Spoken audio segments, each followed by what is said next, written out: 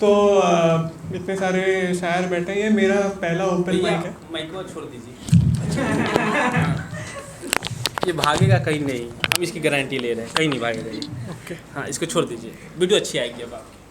तो यहाँ पर बहुत सारे जख्मी दिल वाले लोग बैठे हैं।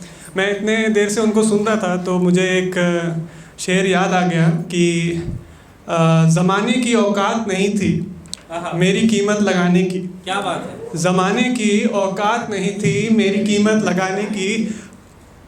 उसके बाद कि इश्क क्या कर बैठे मुफ्त में नीलाम हो गए। क्या बात। तो अक्सर ऐसा देखा जाता है कि जिनका दिल टूट जाता है या जख्मी दिल वाले होते हैं उनको बड़े ज्ञान देने वाले मिल जाते हैं यार। उनके दोस्त हो गए या उनके रिश्तेदार हो गए कि बेटा बेटी जो भी है छोड़ के चला गया या चली गई।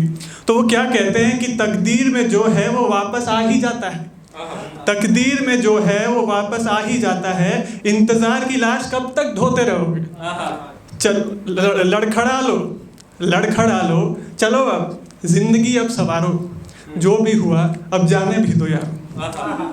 लेकिन ये बात समझने में अक्सर हमें देर हो जाती है और उस वक्त भी हम अपने प्यारे की याद में क्या सोचते हैं क्या कि तू बड़ी सुंदर थी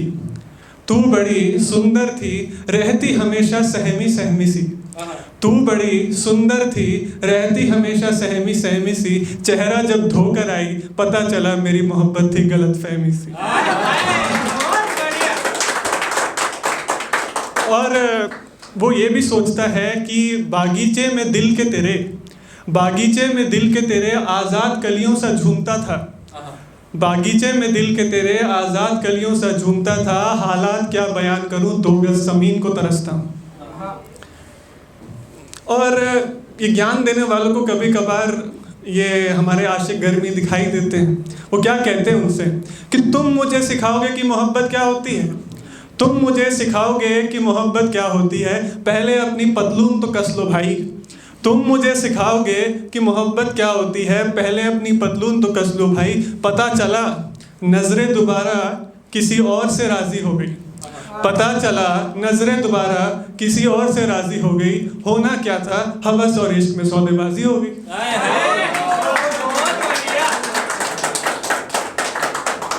और प्यार ख़त्म हो जाता है, जुदा हो जाते हैं 2 लोग, गिले शिकवे हो जाते हैं। फिर गिले शिकवे होने के बाद याद करते हैं कि यार ऐसा नहीं बोलना चाहिए था, वैसा नहीं बोलना चाहिए था। तो वो क्या सोचते हैं कि तुम्हारे ना होने से फ़र्क नहीं पड़ता। तुम्हारे ना होने से फ़र्क नहीं पड़ता। ये भले ये हम अपनी खुदगर्जी में कह गए थे। तुम्हारे ना होने से फ़र्क नहीं पड़ता। भले ही ये हम अपनी खुदगर्जी में कह गए थे। फ़र्क नहीं पड़ता तो पैगाम मोहब्बत का तेरी दहलीज पर क्यों छोड़ गए थे। और ये सब माजरा देखने के बाद मैं एक बात समझ पाया हूँ कि दुनिया इश्क की भूखी बहुत है। दुनिया इश्क की भूखी बहुत है। प्यास इतनी भरी है कि अच्छी अच्छी मछलियों की ज़ुबान भी सूखी बहुत है। और लास्ट में जब समय बीतता रहता है और हमारा प्यार वापस मुकम्मल नहीं हो पाता तो अक्सर हम खुद से समझौता कर लेते हैं कि चलो जो हो गया सो हो गया। और एक बात समझते हैं हम कि तौर तरीके सलीके अदब मेहमान नवाजी से। तौर तरीके सलीके अदब और मेहमान नवाजी से खफा हुआ मैं अपनी ही मन की मर्ज़ी से। खफा हुआ मैं अपनी ही मन की मर्ज़ी से। अगली लाइन थोड़ी अच्छी है कि मेरी रूह की कोख में पल रहे मेरे इश्क का गला दबा दिया। मेरी रूह की कोख में पल रहे मेरे इश्क का गला दबा दिया। हालात क्या बयान करूं गाली खाते हैं हम अपने ही घर के पिताजी से।